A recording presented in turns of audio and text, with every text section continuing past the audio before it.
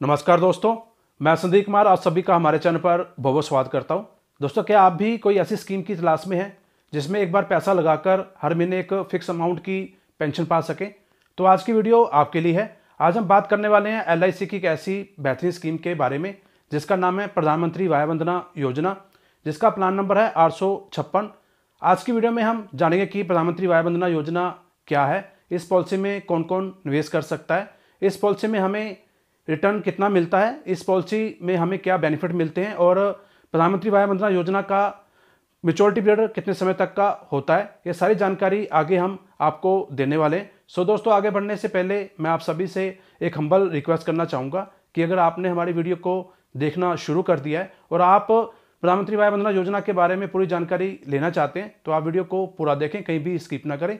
तो चलिए स्टार्ट करते हैं।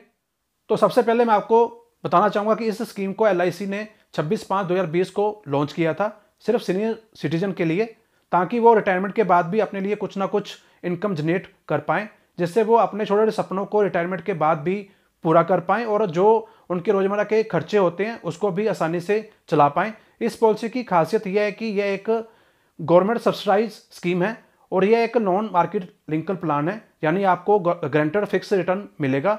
मार्केट के उतार चढ़ाव से इस पर कोई भी असर नहीं होगा। इस पॉलिसी की एक खास बात यह भी है कि इसमें आपको रिटर्न भी अच्छा मिल जाता है। इस पॉलिसी में 7.40% से लेकर 7.66% पर एनम के हिसाब से रिटर्न देखने को मिल जाता है, जो कि एक बैंक FD से काफ़ी ज़्यादा है। तो आइए सबसे पहले जानते हैं कि कौन कौन इस पॉलिसी को ले सकता है। तो इस पॉलिसी को लेने के लिए जो मिनिमम एज रखी गई है वो है 60 साल। इस पॉलिसी को लेने के लिए आपकी एज 60 साल या 60 साल से ज़्यादा की होनी चाहिए, तभी आप इस पॉलिसी को ले सकते हैं।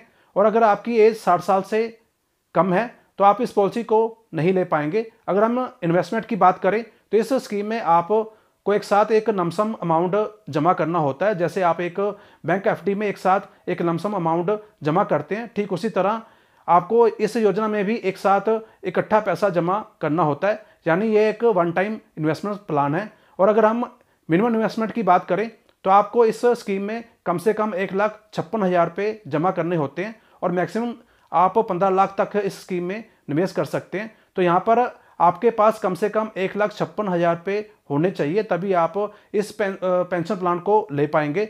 अब बात आती है कि इस पेंशन प्लान में हमें पेंशन किस हिसाब से मिलती है। तो जब आप इस पेंशन प्लान को लेते हैं तो आपको पेंशन के लिए 4 ऑप्शन मिलते हैं।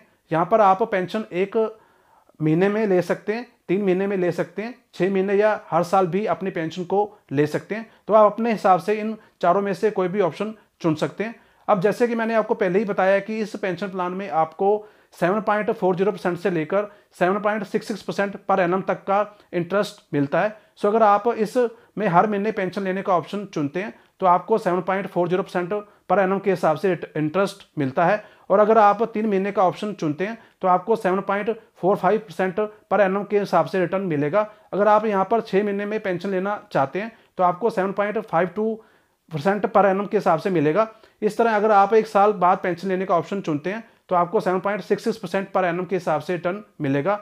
अब बात आती है कि इस पेंशन प्लान में हमें कब तक पेंशन मिलती रहती है, यानी इस पेंशन प्लान में आपको आपकी मैच्योरिटी कब होती है। तो जो इस पेंशन की मैच्योरिटी है वो 10 साल के बाद होती है और आपको जो पेंशन मिलती है वो भी 10 साल तक ही मिलती है। और 10 साल बाद जब इस पॉलिसी की मैच्योरिटी हो जाती है तब जो भी आपने स्टार्टिंग में पैसा जमा किया होता है वो पूरा का पूरा आपको वापस कर दिया जाता है। और मान लीजिए अगर मैच्योरिटी से पहले किसी कारणवश पॉलिसी होल्डर की डेथ हो जाती है तब क्या होगा।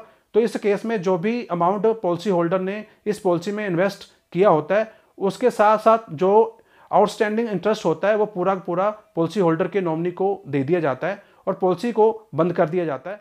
अब बात करते हैं इस पॉलिसी के बेनिफिट की। इस पॉलिसी में आपको लोन का बेनिफिट भी मिल जाता है।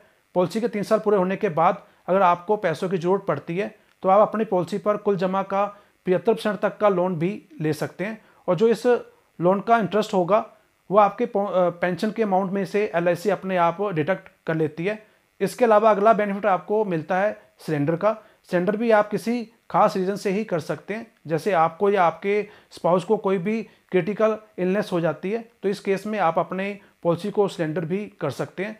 जो भी आपने पॉलिसी का परचेज प्राइस दिया होता है उसका 98% तक का अमाउंट आपको सरेंडर वैल्यू के रूप में मिल जाता है। अब जैसे कि मैंने आपको पहले ही बताया कि यह एक गवर्नमेंट सब्सिडाइज स्कीम है, तो आपको इसके प्रीमियम पर किसी प्रकार का जीएसटी नहीं लगाया जाता है।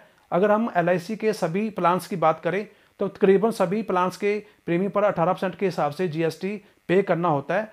अगर हम इसमें टैक्स बेनिफिट की बात करें तो मैच्योरिटी पर जो भी अमाउंट आप विड्रॉ करते हैं ना उस पर कोई टैक्स लगाया जाता है और ना ही डेथ क्लेम के अमाउंट पर कोई टैक्स लगाया जाता है। हाँ, इसमें आपको जो भी पेंशन मिलती है उसे आपकी इनकम जरूर माना जाता है, वो पूरी की पूरी टैक्सेबल होती है, उस पर आपको टैक्स पे करना होता है।